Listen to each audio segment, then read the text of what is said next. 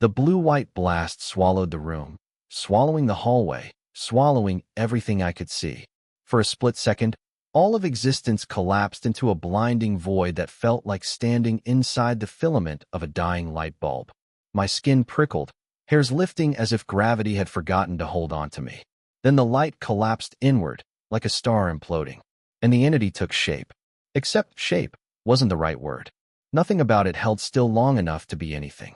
It existed in flashes, one moment a thin, elongated silhouette, the next a swarm of overlapping fragments, like reflections in broken mirrors, all moving at different speeds. Its edges flickered like torn reels of film spliced together by a madman. Time bent around it, or perhaps it bent time. I couldn't tell. The room dropped to a sub-zero chill. Frost crawled across the walls in branching tendrils. Marcy screamed behind me. Alvarez stepped in front of her despite the terror on his face. And I couldn't move. Something about that impossible figure rooted me to the spot. Then the entity spoke. Not from a mouth. Not from any visible part of it. The voice just manifested from the space around it. S-O-N. My father's voice. Perfectly mimicked. Every emotion in my chest collapsed in on itself, like wet paper. No, I whispered. No, you don't get to use him. The gray-suited man, breathing hard, his face pale, grabbed my arm. Don't engage with it. That's how it finds leverage. But the thing kept twisting, shifting, pulling itself into something vaguely human-shaped. Narrow torso, two long limbs, a featureless head that rippled like hot air above asphalt. Then fragments of faces flickered across its surface. Not real faces, shadows of them. Mine, Alvarez's, Marcy's, all distorted.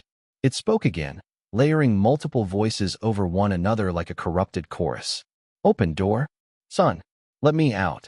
Shut up, I muttered, though my body shook violently. Shut up. Behind me, machinery deep below thundered back to life. The recontainment system, the facility's last, gasping attempt to stay relevant, was waking up. The gray-suited man shouted above the hum. We need to activate the manual override, the one your father designed. I turned toward him sharply. You said he died sealing this thing away. Tell me what really happened. He hesitated just long enough for the entity to lurch forward with a violent flicker, its limbs elongating like stretched shadows. Alvarez fired instinctively. One shot, two, three. The bullets didn't penetrate. They didn't ricochet either. They simply disappeared into the distortion, swallowed like drops into the ocean. The creature's face rippled, shifting into Alvarez's features. Then it spoke in his voice. Stop fighting. Alvarez froze mid-step, his breath catching. I shoved him out of the way.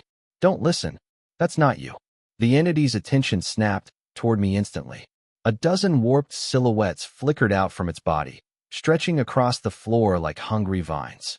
The gray-suited man pointed at the only clean console, the one he'd used earlier. That's where your father worked during the original breach, he shouted. The override is wired directly underneath it. Now move. I sprinted, dodging the stretching shadows. The floor warped under my boots, tilting like the surface of a funhouse mirror. I reached the console, slid to my knees, and ripped open the lower panel. Inside, a small metal box. Old, heavy, connected by thick, hand-soldered wires. A single switch at its center. My heartbeat pounded in my ears. What happens when I hit this? I shouted. The man didn't answer immediately. He was staring at the creature, eyes wide, jaw trembling. Then, it collapses the entire facility inward. Everything, every chamber, every conduit, every access point, will fold into itself. The entity will be trapped in a spatial dead zone. And us. He looked at me, and I understood. There was no guarantee. The entity suddenly shrieked. Not a sound of pain or fear, but something deeper, more primal. A sound that felt wrong inside my bones. It lunged forward, closer, faster, more defined. Its limbs jerked in jarring stutters, like frames skipping in a broken video. Marcy screamed. Alvarez grabbed her, pulling her behind a metal support beam. The thing flickered, appearing beside them in an instant. A blank face leaned inches from Marcy's ear. Then my voice whispered from its non-existent mouth. Don't let him kill us. Enough. I warned. I slammed the switch down. The floor bucked. The walls convulsed. Metal shrieked under impossible pressure. A concussive blast of energy erupted from the far end of the room.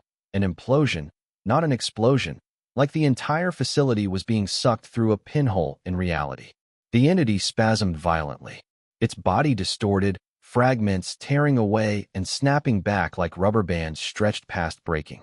It screamed, not in voices now, but in pure static. The gray-suited man shouted, "Hold on." I grabbed the console. Alvarez braced against the wall, shielding Marcy as she sobbed into his shoulder. The ceiling ripped open in jagged seams, dust raining down in choking clouds. The floor twisted, sinking at odd angles.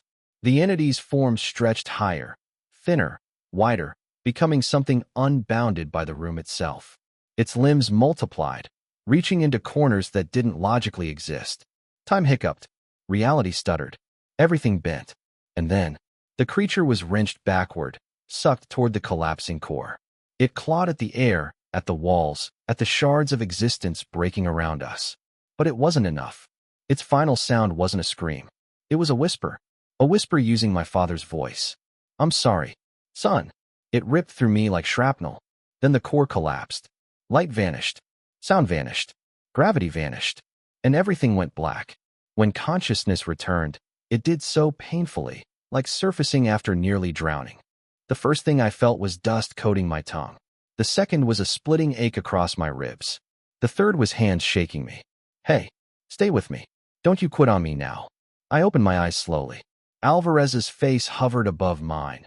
Dirty, bruised, exhausted, but alive. "Alvarez." "Yeah, it's me." He helped me sit up. "Thought we lost you for a minute." I searched the room, or what was left of it. Most of the walls had collapsed inward. The ceiling was practically sitting on the floor in some places. Metal pipes jutted from cracked concrete like broken bones. Marcy was alive too, huddled against a fallen support beam, coughing dust from her lungs. Her face was streaked with tears and grime, but when she saw me, she managed a broken smile. Then I realized who wasn't there. The gray-suited man. "Where is he?" I asked. Alvarez didn't answer right away. His eyes traveled to a large pile of twisted metal and crushed plating near the far wall. I understood. "He didn't make it," I whispered. "He knew he wouldn't," Alvarez said softly. A dull rumble shook the floor beneath us. Not from machinery this time, but from geological instability. The entire underground system was collapsing. "We need to move," Alvarez said. "Now." The only exit was the shaft we'd climbed down earlier. Miraculously, sunlight still filtered through, just enough for us to see the battered ladder hanging at a crooked angle. We started climbing. Every rung felt like a marathon. My muscles trembled, my breath ragged. At one point, the ladder peeled away from the wall with a screech, nearly sending me backward into the darkness below. But I made it. We all did. Alvarez hauled me out last, grabbing my wrist with a grunt just as the final segment of ladder tore free and vanished into the collapsing void. We rolled onto the dirt as the ground shuddered one final time. Then, silence. The entire underground facility, every inch of that impossible place, sank inward and sealed itself beneath tons of earth. This time for good. Hours blurred together after that. Fire trucks, paramedics, county inspectors, people asking questions we had no answers for. I gave them the simplest story I could. A sinkhole opened under my property. They believed it, or pretended to. Maybe the county had seen enough strange government leftovers not to pry. Marcy left in an ambulance, but she squeezed my hand before they closed the doors. Alvarez stayed until the last emergency vehicle left. When the dust finally settled and the sun dipped low, he walked with me back to the edge of the filled-in crater. "I'm filing my transfer tomorrow," he said quietly. "This place, I can't stay here after what we saw." I nodded. "I don't blame you." He hesitated. "That man, the one in gray, he saved us." I swallowed, looking at the earth where he vanished. "Yeah, he did." A glint of metal caught my eye, half buried in the dirt. I knelt and brushed the soil away. A badge. Old. Scratched. One word etched into it. Directorate. No agency. No country. Just a single, ominous title. On the back, scratched by hand. "Protect the sun. Finish what he started." My chest tightened painfully. My father hadn't accidentally bought this land. He'd inherited a burden. And now, so had I. I dropped the badge into the crater. "Goodbye." I whispered to the man who gave his life, and to the father whose secrets shaped mine. Then I climbed out. 6 weeks passed. Contractors filled the sinkhole. County officials signed off. Neighbors gossiped, then stopped. Even Marcy apologized, genuinely, for everything. Life returned to something like normal. But every night, before I close the newly rebuilt gate, I stand on my porch and listen. Just for a moment. Most nights, I hear nothing but cicadas and wind through trees. But sometimes, just sometimes, there's a faint, cold ripple in the air. A distortion that makes my skin prickle. And a whisper I tell myself I'm imagining. Son, when that happens, I go inside. I lock the door. I turn off the lights. And I remind myself. The slab is gone. The facility is gone. The entity is sealed forever. At least, that's what I have to believe. Because the only thing more terrifying than knowing what was down there is wondering what still might be.